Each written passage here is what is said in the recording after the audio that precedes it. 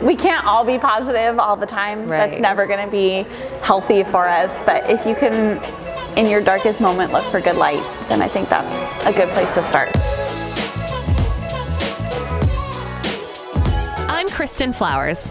I'm a morning radio personality on 96.5 KOIT in San Francisco. I love to talk, but especially when I get to talk to inspiring and dynamic women. So I've made it my mission to learn from them on how we can become more powerful and grow our voice. I also love getting manicures.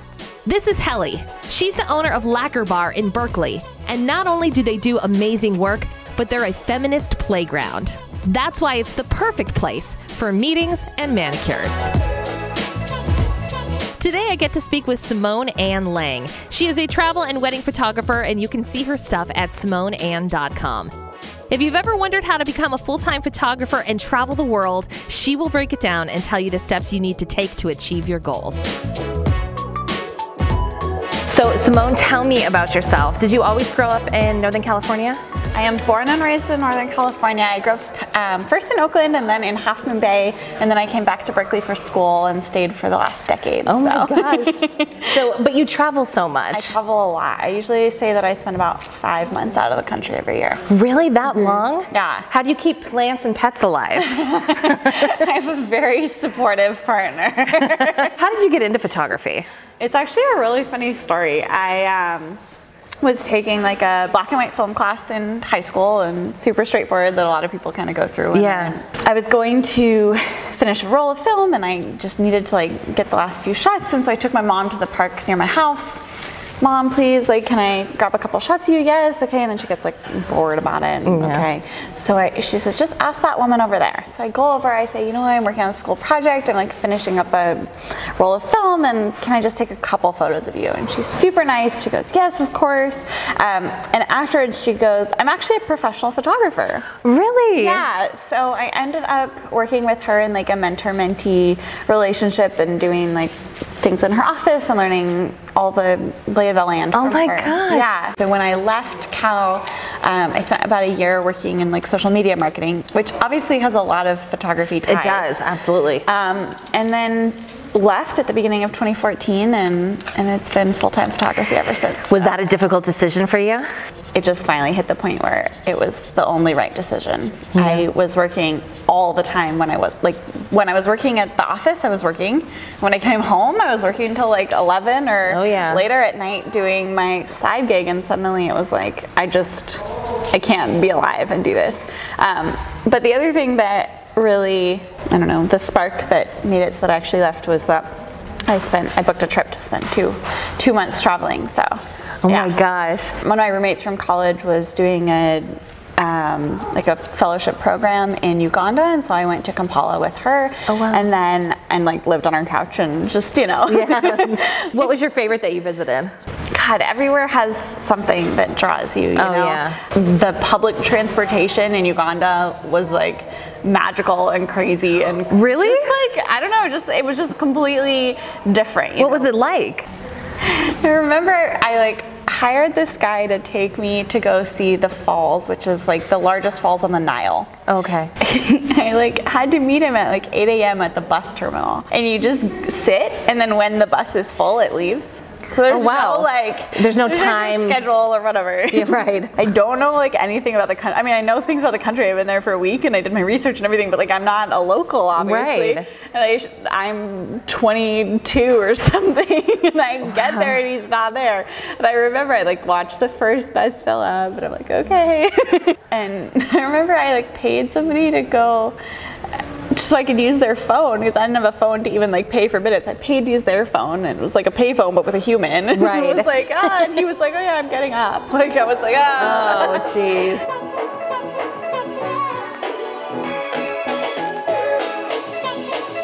What advice would you give for people that just want to quit everything and pursue a passion? You just got to realize at some point, like, I cannot be awake any more hours of the day. And that was sort of the big turning point for me, was like, I was like, I literally cannot do this. Yeah. And that didn't mean that I like had enough for a real full-time career with photography at that point, but it did mean that I couldn't go any further with it without cutting something else out. When did you feel comfortable calling yourself a professional photographer? So I'd done some jobs here and there where people had paid me. Yeah. But once I kind of hit a point where I had a structure, I knew what I was worth, and I was willing to stick by that, that's when I really felt like a professional. Well, I think it's really interesting because anyone that does art for a living like you do, how do you determine what it's worth? So how did you decide on the prices that you're like, okay, this is what this is going to cost? I always go back. Have you ever heard the old, I don't know, an adage, an old story or whatever about the locksmith? So you hire a locksmith, he comes to your car, he spends a long time, he spends half an hour, 45 minutes like working to get you back into your car. You're like, thank God. He's like, it's $150 and you're like, great, you earned that. Yeah. 5 years later, he's had tons of practice, you get locked out of your car, you call him, he comes 10 minutes, boom. He's like $150 and you're like, what? $150 for 10 minutes? Yeah. But really, the service that you're paying for is that much better. When I'm working a wedding and I'm working as a wedding photographer, one of the things people are paying for is my ability to like do it quickly and get it done and have it be something that later they're like, wow, this is heirloom quality. Somebody's watching this right now, they want to become a professional photographer. They're starting from scratch. What's the camera that you would recommend? Often what I tell people is that you should only upgrade your camera gear when you can explain to me why you want the upgrade. Okay. But I mean, you could start with like a basic DSLR, a Rebel you could probably get for under $1,000. Okay. But really, when you're gonna wanna upgrade your camera gear, I know that's the fun part, and you know, photographers are always excited, especially beginning photographers are always so excited to get new lenses and see like how that will improve or change their photography, and I totally get it, and that's awesome. But unless you can explain why it's gonna upgrade you, you're not gonna be able to get out of it what it can do. All right, so we've got the gear. Where does somebody start? So you said you sent letters to different photographers. Did you notice that people were willing to take you on? I got a lot of no's. Oh, okay. You can always photograph things where you are. You can photograph the people you know. You can photograph the places that you're familiar with. If you want to be a food photographer, you can. When I used to shoot a lot of food, and I would literally cook it myself and like plate it, and then you know what I mean, like it was a completely homemade operation, and I think you can do that. You know, a lot of people are like, oh wow, you're a travel photographer, and I'm like, yeah, it's awesome, but just because I am sometimes going to farther away places to do my work, that doesn't mean that you can't also be a travel photographer at home. You can always improve your photography.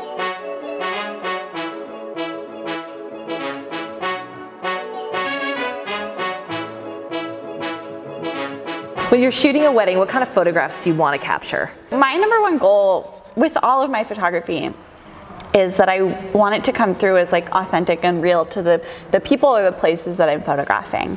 Not to say, you know, I'm not a strict documentary photographer. I'm definitely more editorial style, so I'm not opposed to editing things. What's the difference between like editorial and landscape and all that kind of good stuff? So a documentary photographer is someone that's capturing things exactly as they are. So they are obviously framing, and they are obviously waiting for the like perfect moment, but they are capturing what's going on. So a lot of times we see, I mean, this is like news photographers primarily, and then there's people that do it for human interest stories, for magazines and stuff too. Editorial is more aspirational, it's really beautiful. Okay. That doesn't mean that it didn't exist, and it should look real, and I think every photographer will have their own kind of vision for that, but it's styled but real. So that's what people do when they are Instagramming their food. Oh, totally. Like they make sure the light looks good, they move like an egg around every Right. now and then. But if I was a documentary style, I would have to take a picture of my eggs that were out of place and all that kind of stuff to be authentic, right? Yeah, you might be photographing the team that was like making your eggs or whatever, and they drop one and that's your moment of your photo or whatever. It all comes back to Instagramming food. That's really what I want to know about. Is there a way to travel on the cheap, or do you have to wait until somebody hires you to go? What do you do? I definitely started by paying for all of my own travel, which definitely can get expensive. I would say that my like number one tips for like cheaper travel is to be flexible with your destination. Okay. Sign up for all those different newsletters and email lists that send out cheap deals, and you can go anywhere for, well, not anywhere. You can go a lot of places for like $500. No one's gonna hire you as a travel photographer unless you can show that you're a travel photographer. And that's pretty much true with any career, right? Like, we build up our experience, and then people are willing to like let you stretch your abilities. Like, okay, well, we can teach them from here, or we think they'll be able to develop from here, but they want you to have experience. You take a lot of pictures of people. Do you have to get their permission? What's the rules behind that? It depends a lot on each situation, and I think as a human, you basically can understand if someone's okay with it or not. So if I'm somewhere where I'm like farther away and people are going to be smaller in my pictures, and it's not necessarily like a portrait in the same way, it like has someone in it, then I'll just be like, as long as I'm not like sneaking about taking it, I usually figure it's fine. As long as it doesn't feel like exploitive, I'm sure. One thing I will say is that I'll never take pictures of people that are like obviously there to make money being photographed unless I pay for them. So if someone's, all dressed up as like a street performer or something, or even if they're selling hats, or I was in Vietnam last year and this woman was selling like little lanterns that you like put in the river. Oh yeah. And I wanted a photo of her. Of course I have to buy some, Yeah, that's actually really good advice. No, that's wonderful. Well, you come home with really, amazing things. I'm sure your house or your apartment is like full of like everything that has a story, It's so true. Gosh, she's doing really cool things over here. Yes, she is. I'm really digging this. I can't wait to show you. I want to see it.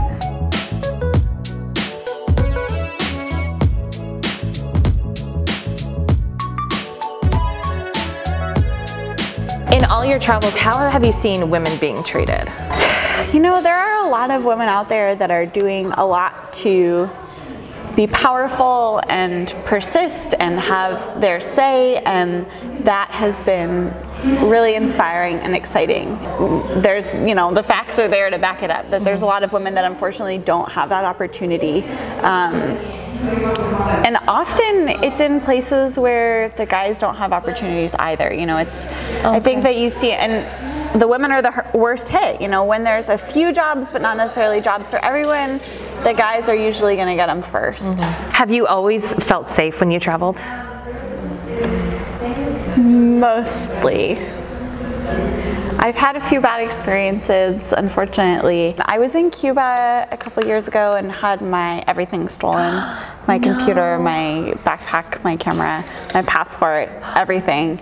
I remember just like going to the police department and like telling them my whole story, and like I had to get a letter to then go to the embassy because I had to prove that I was an American citizen, but I didn't have my proof any longer. Oh no. So it was crazy. But then I went back for a job last December, and it was absolutely fabulous. One thing I realized was that I could still eat the good food, I could still walk around and see the places. Exactly. And, it was definitely an interest. It was almost a learning experience to be there without my camera, because that's a big part of how I like see places and interact with places. So is Instagram the way to go if you want to be a photographer? It's also just a lot of fun if you're a photographer.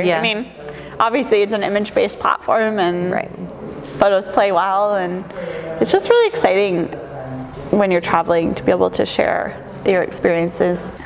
Last year I was in Paris for a job, and I was solo traveling, and I think I just had gotten like tired and had been, it's hard to travel. I think it's easy to like look at the glamour of travel, but traveling can be really hard. Anyone who's done it knows. And I remember talking on Instagram about how hard that was, and how like I don't even remember what it was that was the catalyst, but like something stupid had happened, and I was suddenly like walking down the streets of Paris, and like the most beautiful city in the world, like bawling. And I remember talking on it on the internet, and so many people came back to me and were like, that has happened to me, or like I've felt that way, or even if it wasn't necessarily travel related, like I've felt that way in my life. I look successful, but there's definitely been times where I feel like I'm walking down the streets of Paris crying. So what inspires you? Good light. Can I just go with that? Really good light. I think every photographer can say that like you don't have a photo without good light. So good light is always going to be the thing.